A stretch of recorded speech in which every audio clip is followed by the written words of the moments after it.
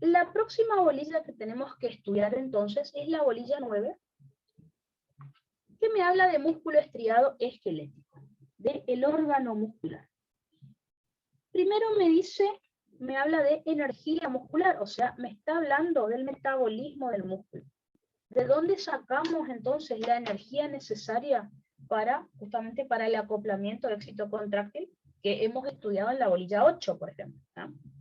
Recuerden, el metabolismo del músculo estriado esquelético se obtiene mediante la vía de los fosfágenos o de la fosfocreatina, que sería la manera más rápida de obtener ATP para la contracción.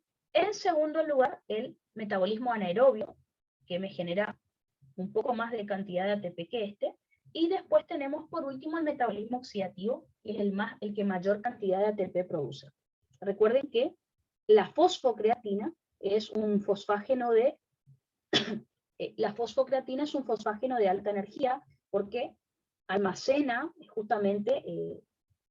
energía en forma de fosfocreatina. Primero, en realidad, necesitamos creatina, que es sintetizada por hígado, páncreas y riñones, que va hacia el músculo, y en el músculo, gracias a la creatinina fosfoquinasa, esta creatina toma un fosfato de alta energía y se convierte en fosfocreatina. Recuerden por qué. ¿Por qué almacenamos esta energía en forma de fosfocreatina y no la dejamos como ATP nada más? Porque el ATP, el problema es que enseguida podría ser ocupado. Entonces, ¿qué es lo que hace la creatinina fosfoquinasa? Le saca el fosfato de alta energía del ATP, por eso queda como ADP, y se lo da a la creatina, la cual se convierte en fosfocreatina. Así que esa es la forma de almacenar ese enlace de alta energía y que no sea como ATP. Ahora, si lo necesitamos a ese enlace, la creatinina quinasa es la que le saca ese fosfato de alta energía a la fosfocreatina, y ahí se convierte en un desecho, que es la creatinina, y ese fosfato se lo vuelve a dar al ADP, y ahí se convierte en ATP, que es el que usamos para la contracción muscular. Recuerden que esto me va a generar ATP solo para una contracción de 10 segundos. Por ejemplo, una carrera de 100 metros, es lo que el profe siempre pregunta en los chats. Fíjense, cada fosfocreatina que se rompe me da un ATP. A diferencia de la glucólisis anaerobia, que me da por lo menos 2 ATP. ¿Está? La glucólisis anaerobia, recuerden que estamos hablando del metabolismo anaerobio, en donde la glucosa, mediante la glucólisis, se convierte en piruvato, y el piruvato no hace descarboxilación oxidativa, sino que por medio de la lactato deshidrogenasa se convierte en ácido láctico. Durante la glucólisis, mediante la glucólisis, recuerden que se genera 2 ATP nada más, que son los que sirven para la contracción muscular. Recuerden que esto me va a permitir generar ATP para una contracción de 30 a 100 segundos. Contracción de 10 segundos era la vía de los fosfágenos. Acá un poquito más, un minuto más o menos, minuto y medio. Por último, metabolismo aerobio oxidativo. Obviamente es el que me permite generar mucho ATP como para contracciones de más de 10 minutos. ¿Está? Recuerden que cuando hablamos de metabolismo oxidativo, no les va a pedir el profe que expliquen todo esto, simplemente nómbrenlo. Estamos hablando de la glucólisis, es decir, la glucosa se convierte en piruvato, la descarboxilación oxidativa del piruvato, el ciclo de Krebs, luego la cadena transportadora de electrones, y por último la fosforilación oxidativa, que me genera muchísima cantidad de ATP, ¿está? Para contracciones bastante largas, ¿está? Eso es entonces el metabolismo, como dice acá, energía muscular, ¿no? Metabolismo del músculo básicamente. Después me empieza a pedir gráficos, que son los que hay que describir. Uno de los gráficos que me pide es el gráfico o curva de longitud, tensión activa y pasiva de un músculo. Fíjense, diferencien de lo que me pide en la bolilla 8, que dice relación longitud-tensión del sarcómero. Recuerden que ahí me pide qué es lo que está pasando a nivel de la fibra muscular con la actina y la miosina. En cambio acá, este gráfico de la bolilla 9, es la curva de tensión-longitud del músculo. O sea, acá tenemos que explicar la curva de tensión activa, la curva de tensión pasiva y la curva de tensión global. Recuerden que la curva de tensión activa, es la que está acá en color rojo, me dice que Fíjense que en este gráfico representamos en la parte horizontal la longitud del músculo. No puedo poner números, porque recuerden que cada músculo tiene su longitud determinada, ¿no? Algunos músculos miden centímetros, y el músculo, por ejemplo, de las piernas puede llegar a medir hasta 50 centímetros. Así que bueno. Pero en la parte vertical sí tengo la tensión en porcentaje. Si hablamos de tensión activa, acuérdense que la tensión que experimenta el músculo mientras está en estado de contracción. O sea que ahí me tienen que hablar de la actina y la miosina. Esta curva, la de color rojo, la de tensión activa, es la que van a relacionar con la del sarcómero, que vimos en la bolilla 8, ¿tá? Porque se relaciona. ¿Qué me dice esta curva? A medida que aumenta la longitud del músculo, fíjese que aumenta la tensión al máximo. ¿En qué momento será que el músculo va a tener su máxima tensión? Que es en este punto. Obviamente cuando hay una óptima superposición de actina y miosina. O sea, en el sarcómero estamos en una longitud de 2 a 2,5 micras, y por eso el músculo tiene esta máxima tensión. Ahora, si estiro demasiado el músculo, cae la tensión activa. ¿Por qué? Porque la actina y la miosina en el sarcómero ya no se podían superponer. O sea que esta curva roja de tensión activa la pueden relacionar con la que vimos en la bolilla 8 del sarcómero. Las otras dos curvas que vamos a ver a continuación, no. En color verde, fíjense que tenemos la curva de tensión pasiva, que recuerden que es la tensión que experimenta el músculo cuando está relajado. Obviamente no me tienen que hablar acá de actina y miosina, sino de por qué será que aumenta la tensión si el músculo está relajado. Obviamente, si está relajado el músculo, no hay calcio en el citoplasma, así que no puede haber unión de actina y miosina. Entonces, ¿qué me dice esta curva? Que a medida que aumenta la longitud del músculo, la tensión se mantiene baja. O sea, no hay tensión en el músculo. Ahora, si lo estiro demasiado, sí. ¿A qué se debe esto? Recuerden que es a la tensión que acumulan los tendones en el músculo, como también la titina del sarcómero, que dijimos que le da elasticidad a este músculo. Por último, si juntamos las dos curvas, voy a ver que la tensión global experimenta dos picos. Un primer aumento de la tensión, que es por la tensión activa, y después un segundo pico o aumento de tensión, que es por la tensión pasiva. ¿Está? Así que, ¿qué me dice este gráfico que está en línea de puntos, que es la tensión global? A medida que aumenta la longitud del músculo, aumenta la tensión, que es la tensión activa. Si lo sigo estirando, cae la tensión activa. Si lo estiro aún más, vuelve a subir la tensión, pero esta vez es la tensión pasiva. ¿Está? Eso entonces es lo que tenemos que explicar en este gráfico. Recuerden, la curva de tensión activa la pueden relacionar, es más, al profe le va a gustar que la relacionen con la del sarcómero.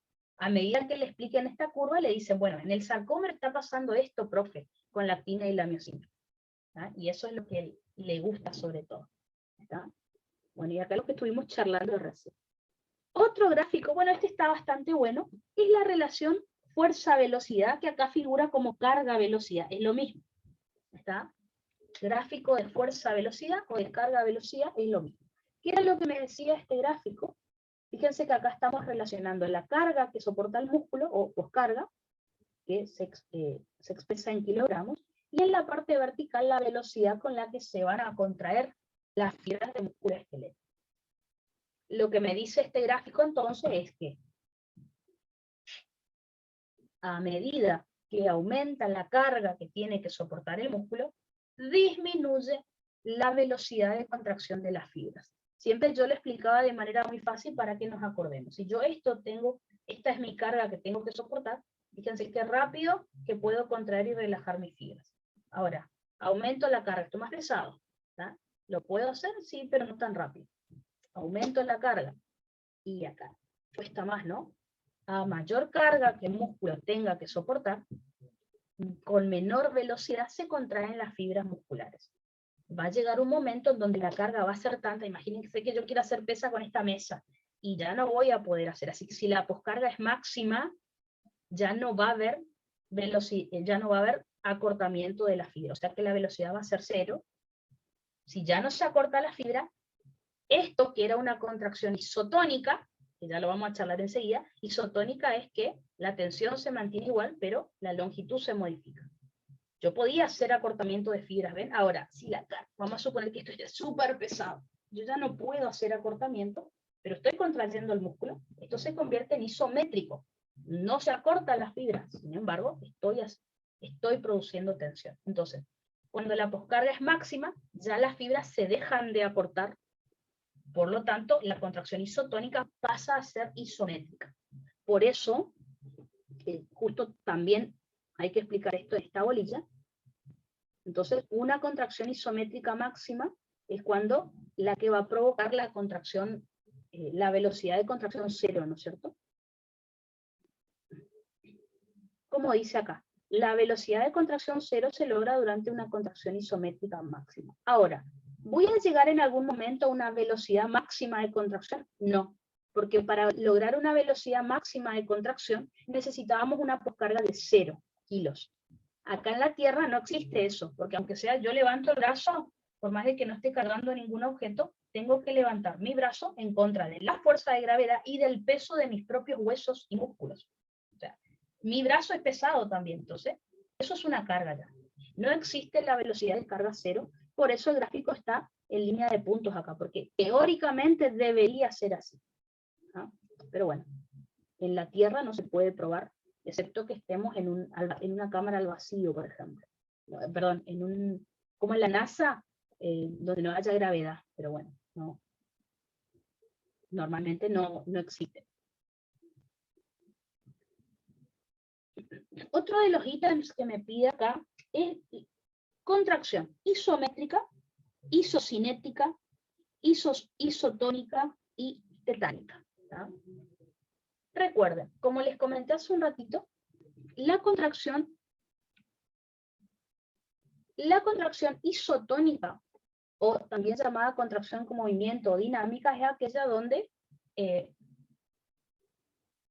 iso significa igual, tónica, tensión. La tensión del músculo se mantiene igual, pero la longitud cambia. Recuerden que la contracción podía ser concéntrica cuando hay acortamiento de las fibras, excéntricas cuando no. Así que, ejemplos, si les toca en un oral, todo lo que ustedes realicen, cualquier movimiento que realicen, implica una contracción isotónica. Ahora, la isométrica, recuerden que es una contracción sin movimiento. Es cuando la carga que soporta el músculo es tan pesada que no va a haber acortamiento de las fibras, pero sí aumento de tensión. Por ejemplo, aunque ustedes no vean, en mi brazo estoy haciendo fuerza, empujando esta pared, por ejemplo. O, por ejemplo, yo ahora si tengo la espalda erguida, obviamente es porque estoy contrayendo mis músculos de la espalda, pero no se están acortando. Simplemente están contrayéndose para generar cierta postura. Eso también es isométrico. Entonces, en el oral, pueden darle al profe varios ejemplos, como ya lo hemos charlado, de este tipo de contracción. Recuerden que contracción, no me pide acá, pero contracción ausotónica es intercalar lo isotónico con lo isométrico. No lo hemos dado a este tema. Yo me acuerdo que de manera teórica les comenté que el profe les iba a pedir en el bolillero. Bueno, acá les escribí para que lo tengan. En el bolillero figura contracción isocinética, que de manera verbal nomás les comenté en clase, pero no estaba escrito. La contracción isocinética, recuerden que en la contracción isocinética se produce una contracción máxima del músculo, pero a una velocidad constante, en toda la gama de movimiento del músculo. Este tipo de contracción, por ejemplo, es típica de deporte, o sea, hay una contracción máxima a velocidad constante, o sea, hay contracción de músculos, es una contracción, es isotónica, es un tipo de contracción isotónica, digamos, pero bueno, pero hay una diferencia entre ambas, es parecida, pero, o es un tipo de contracción isotónica, pero hay algunas diferencias. Este tipo de contracción es típico de deportes que no requieren una aceleración de movimiento, como por ejemplo el remo o la natación, que hay que mantener cierto ritmo durante toda la carrera.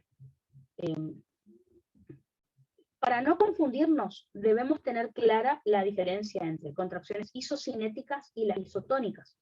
Cuando realizamos contracciones isocinéticas, se regula de manera constante la velocidad y ejercemos una tensión máxima durante todo el tiempo. En cambio, en las contracciones isotónicas, la velocidad puede ir en aumento, ¿no es cierto? Yo puedo modificar la velocidad de contracción que yo quiera, pero tampoco se ejerce la misma tensión durante este. Entonces, se acortan, se alargan las fibras. La pequeña diferencia es que acá siempre la velocidad de contracción se mantiene constante y la tensión se mantiene constante. En cambio, en una isotónica ni la velocidad ni la tensión se mantienen constantes. Podemos cambiar de acuerdo a lo que queramos hacer. Pero es como un tipo de contracción isotónica, no le digan así al profe, pero acuérdense, también va a haber movimiento y va a haber mucha tensión, ¿no? Perfecto, entonces. Y me pide contracción tetánica. Recuerden que la contracción tetánica se produce debido a la sumación temporal o de frecuencia. Recuerden que la sumación espacial era cuando muchas fibras se contraían al mismo tiempo para aumentar la intensidad de la contracción, pero cada fibra hace una fuerza normal. En cambio, en la sumación temporal o de frecuencia, recuerden que ahí sí, una sola fibra se contrae más seguido, entonces se empiezan a superponer las contracciones y ahí aumenta la intensidad de la contracción. Llega un momento entonces donde se produce la tetania. Recuerden que la tetania era un estado de contracción sostenida y dolorosa. Fíjense, acá está la sumación temporal, ¿ven? Cómo se empiezan a superponer las contracciones y me llega la tetania incompleta, que era cuando había pequeñas relajaciones entre cada contracción. Y la tetania completa, que ya no se ve periodos de relajación entre las contracciones. Esto dura unos minutos nomás y duele, y después viene la fatiga muscular, que es cuando el músculo se quedó sin energía, digamos. Sin ATP es muy difícil que el músculo se quede, es lo que dice el profe. Así que generalmente es por depresión de acetilcolina o de glucosa, de nutrientes básicamente. ¿Tá? Lo pueden explicar si quieren mediante este gráfico. Obvio que acá hay otros términos como la sacudida muscular, no está preguntando acá, pero recuerden que es una contracción producida por un solo potencial de acción, es bastante débil, y el efecto 3P, que recuerden que es por entrada de calcio al citoplasma, que aumenta la intensidad de la contracción, pero nunca llega al máximo, como si con la sumación temporal que produce tetania. Y por último, me pide que hablemos de el sistema osteoartromuscular como máquina simple. ¿Qué significa eso? Me pide que hablemos de palancas. Está horrible, pero bueno. O sea, me está pidiendo que hablemos del trabajo que realiza el músculo, que recuerden que es la fuerza por distancia. ¿Tá? Si pensamos en los músculos y en los huesos y en las articulaciones como máquinas, hablamos de palancas, que recuerden que son como cuerpos rígidos, unidos, digamos, o provistos de un eje fijo. Recuerden que siempre en una palanca tenemos que encontrar tres componentes, que son la potencia, que es la fuerza que va a realizar el músculo, la resistencia, que ya saben que es la carga que se opone al músculo, y el fulcro, nombre raro para decir el punto de apoyo, ¿tá? Entre estas dos fuerzas que se oponen. Recuerden que tenemos tres tipos de palanca, las de primera clase, en donde el punto de apoyo se encuentra, o sea, el fulcro, como dice acá, se encuentra entre la potencia y la resistencia, como por ejemplo lo vemos en los músculos del cuello.